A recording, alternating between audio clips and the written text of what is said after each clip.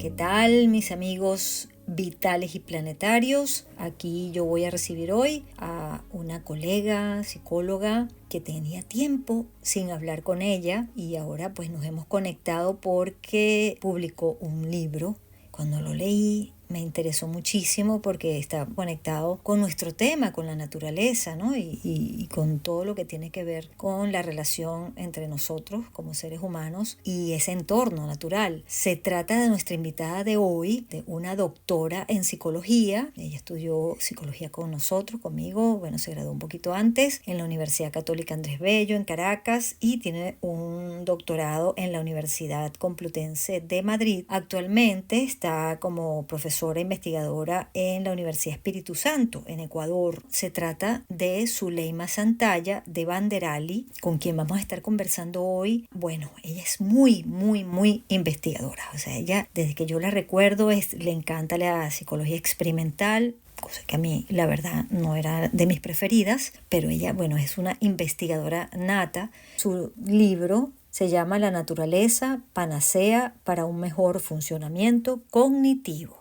Vamos a recibir entonces a nuestra amiga, a Zuli Santalla. ¿Cómo estás, Zuli? ¿Cómo te va? Tanto tiempo sin conversar. Hoy nos vamos a acercar a tu libro, pero sobre todo a acercar a eso que se llama el funcionamiento cognitivo. Te doy la bienvenida y vamos primero que nada a conversar cómo te acercaste a la naturaleza, o sea, de qué manera llegaste a esa cercanía con el entorno ambiental, con la naturaleza, con la ecología. Hola, Zuli. Hola Marisela, encantada de volver a poder conversar contigo, de que nos reencontremos en este programa tuyo maravilloso. Me siento muy honrada de que me hayas invitado a tu programa a conversar sobre mi libro y bueno, sobre todos los temas que tú quieras. De verdad que es un gusto para mí que nos encontremos aquí en Planeta Vital. Bueno, Marisela, a ver, respecto a tu primera pregunta de cómo me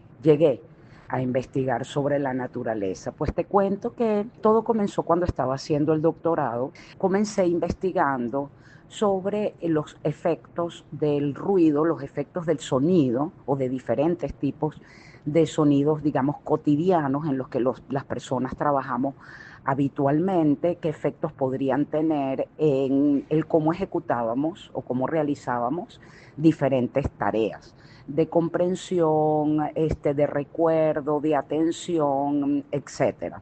En aquel momento, pues el interés mío estaba no tanto en cómo puede influir perjudicialmente el nivel de intensidad de los sonidos en nuestro funcionamiento cognitivo, sino estaba más interesada en cómo nos comportamos cuando estamos en donde hay presencia de sonidos que yo llamo habituales, o sea, los que están en el mundo cotidiano, música, este sonido del mar, y así que todo comenzó ahí. Me fui adentrando en esto del área de ambiental, de psicología ambiental. Después comencé a estar interesada en qué cosas hacen que a las personas nos agraden más o menos determinados estímulos, y dentro de ese background de estímulos, los ambientes naturales y los ambientes construidos eran uno de mis focos. Después de indagar sobre aspectos que determinan el que a los humanos en términos generales nos resulten estéticamente mucho más agradables los ambientes naturales, di el paso siguiente para evaluar en qué medida estar en ese tipo de ambientes en contraposición a estar en ambientes construidos o intervenidos por el hombre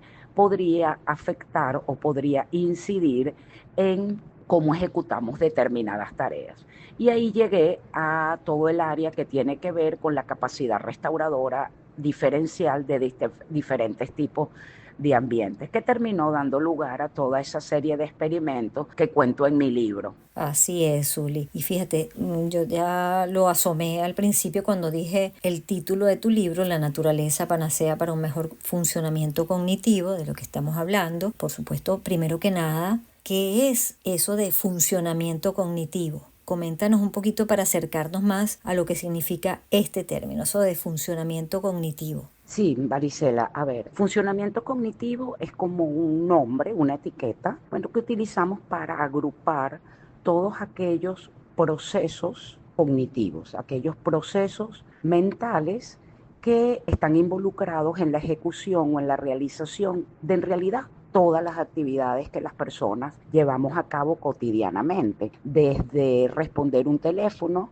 contestar esta llamada, entender tu pregunta, responder a tu pregunta y no a otra cosa, hasta, no sé, estudiar un doctorado y obtener un título. Todas las actividades que llevamos a cabo los humanos, desde las más simples hasta las más complejas, requieren una serie de procesos. Requieren atención, requieren memoria, requieren comprensión, requieren recuperación de la información, requieren procesar la información. A todo ese montón de procesos los agrupamos dentro de lo que podríamos llamar funcionamiento cognitivo.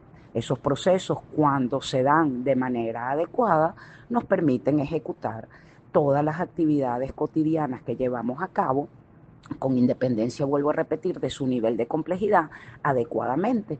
Y por supuesto, si hay alteraciones en cualquiera de esos procesos, no podemos realizar adecuadamente las actividades. Un ejemplo claro lo puedes tener en las personas, por ejemplo, que sufren de deterioro cognitivo, bien sea por razones de la edad o por algún accidente de algún tipo, o incluso en algunos casos por razones psicológicas. Esas personas terminan teniendo importantes dificultades en reconocer rostros, reconocer a otras personas, comprender lo que leen o comprender lo que ven, integrar los estímulos, en fin.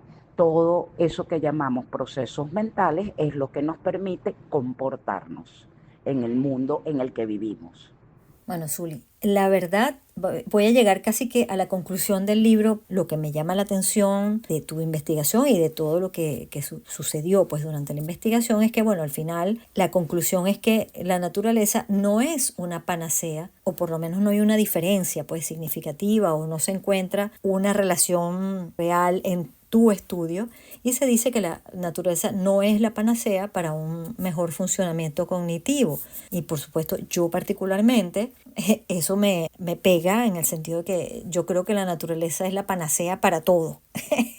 Ay, qué bueno, Marisela, qué bueno, qué bueno. En realidad, efectivamente, es que a mí me gusta ser un poco disruptiva. La idea de para confrontar a la gente y para obligarnos a pensar.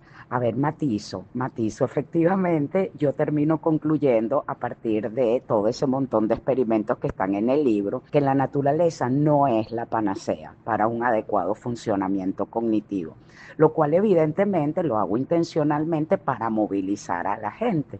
Eso no significa, por supuesto, que podamos afirmar que la naturaleza no tiene efectos benéficos, en lo absoluto, en lo absoluto. Lo que pasa es que hay una distancia grande entre el que esos efectos benéficos ocurran y que se manifiesten de manera explícita en el rendimiento que tenemos en tareas como las con las que yo utilicé, o trabajos, actividades como las que yo utilicé en mis experimentos. Entonces, a ver, fíjate, efectivamente, como tú dices, el estar tiempos prolongados o periodos de tiempo prolongados en ambientes completamente construidos hace que se genere una fatiga mental. Algunos autores lo llaman fatiga cognitiva, otros autores lo llaman fatiga atencional, y yo lo llamo fatiga mental, es decir, procesar la inmensa cantidad de estímulos a las que estamos permanentemente expuestos en ambientes completamente construidos durante largos periodos de tiempo, hace que los recursos que tenemos para procesar información, que son limitados, se vayan agotando progresivamente. Es como para que tú te imagines, como que tenemos una caja en el cerebro. Esto por supuesto es una metáfora muy mala, pero creo que sirve para ilustrarlo, en donde tenemos un conjunto de recursos que podemos utilizar para procesar información. Esos recursos no son ilimitados, esos recursos son limitados. Y en la medida en que yo estoy permanentemente procesando grandes cantidades de información, voy agotando esos recursos cognitivos y se genera lo que llamamos fatiga mental. Es vulgarmente, por ejemplo, lo que experimentábamos, Marisela, cuando estudiábamos, que estábamos horas y horas y horas y días y noches estudiando permanentemente, y llegaba un momento que decíamos, ok, no tengo ni dos neuronas conectadas no soy capaz ni de saber cómo me llamo. Ok, eso es agotamiento y es un agotamiento de nuestros recursos cognitivos. Ese agotamiento se produce efectivamente cuando estamos durante largos periodos de tiempo sin descansar en ambientes construidos y se produce en mayor medida que si estamos en ambientes naturales. Ahora, lo que yo creo que sí es indiscutible es que la relación del ser humano, nuestra relación con el ambiente natural, es definitivamente una relación sanadora, es decir, nos tiene que hacer vibrar, digamos, en un sentido mucho más armonioso, pues cuando estamos en contacto y en conexión con la naturaleza. Yo no sé si a nivel investigativo esas han sido tus experiencias.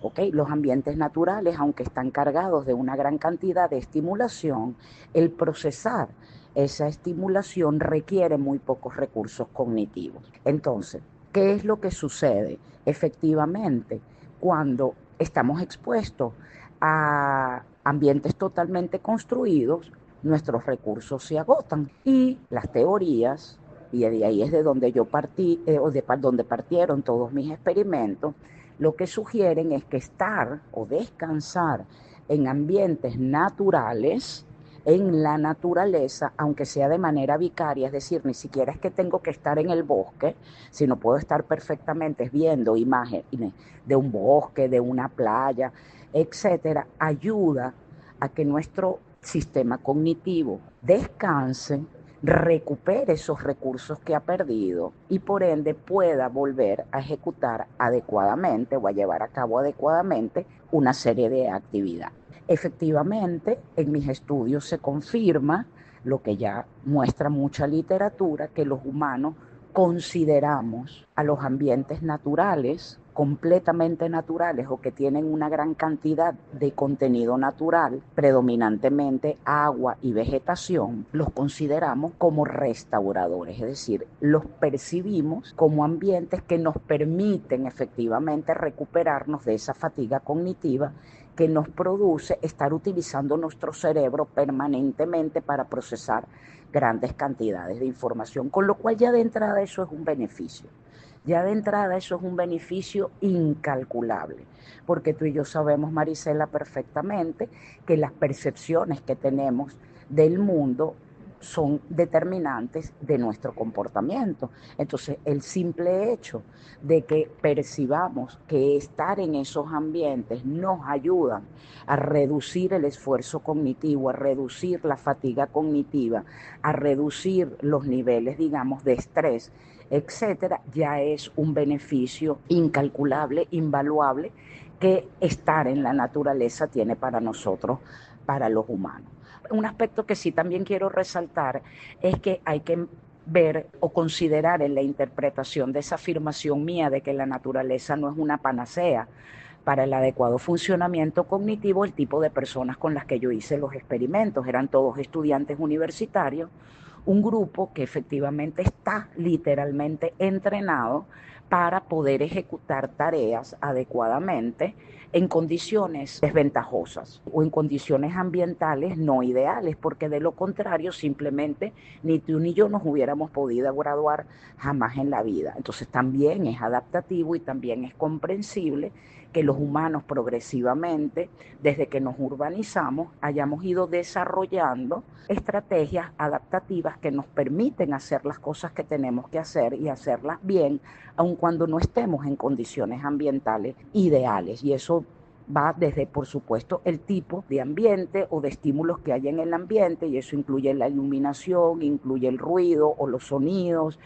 incluye la temperatura, por supuesto, y bueno, lo que nosotros llamamos, lo que estamos hablando aquí como la cantidad de contenido natural que hay en el ambiente. Pero los efectos benéficos se manifiestan también en otros aspectos determinados que a corto, medio o largo plazo terminan influyendo benéfica o perjudicialmente en el cómo realizamos nuestras actividades cotidianas. Zuli, ¿con qué te quedas de toda esta investigación en relación a la naturaleza como tal, a tu relación personal sobre todo? Cuéntame un poquito sobre eso. Sí, sí, Marisela. A ver, ¿con qué me quedo? Bueno, tú sabes que yo tengo como una doble personalidad.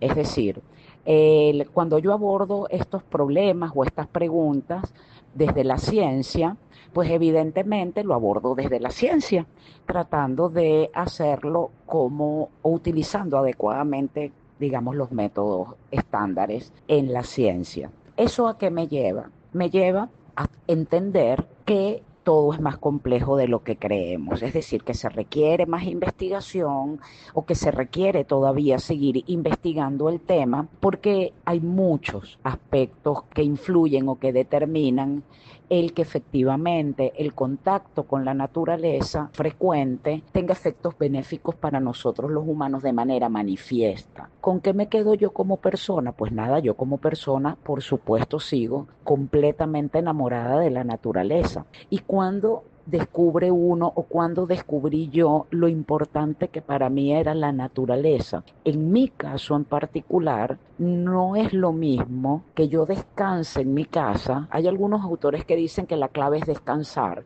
no importa dónde, sino descansar. Para mí no es lo mismo. Para mí no es lo mismo quedarme sin hacer nada, descansando en la casa, que salir y estar en contacto directo con la naturaleza. Y a la verdad que, ya te digo, Marisela, yo lo vivencié y experimenté la necesidad que tengo de la naturaleza cuando ya no tenía el Ávila enfrente, para hablar de algo que, bueno, que no sé si todos tus oyentes conocen, pero bueno, yo sé que tú me vas a entender. Cuando ya no tuve la vila enfrente, entendí lo importante que era poder ver en la naturaleza, aunque no estuviera ahí, verla, aunque no esté tocando el árbol, verlo simplemente. Para mí es fundamental. Muchísimas gracias, Zuli. Me encantó este reencuentro. Hay muchísimo todavía por conversar.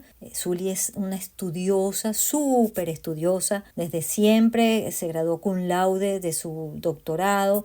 Es decir, la recuerdo, ha sido siempre directora del posgrado de la universidad. O sea, es una persona sumamente estudiosa y me encanta que su corazón esté cerca de la naturaleza en sus investigaciones también, sea motivo pues de investigación ahora en la naturaleza también. Estoy muy agradecida de todo este aporte que nos has dado y bueno, dónde podemos conseguir tu libro y a la vez, bueno, esperar que pronto nos podamos volver a encontrar. Un fuerte abrazo, Zuli.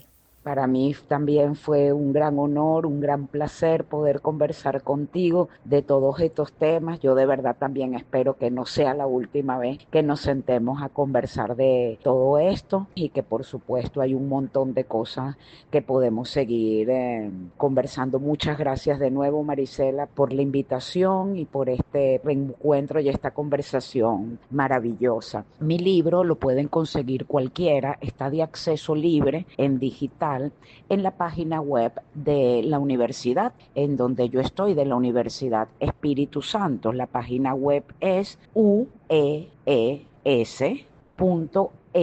de educación.es de Ecuador. Nuevamente, Marisela, un abrazo grande, muchísimas gracias, muchísimos saludos a tu maravillosa audiencia. Chao.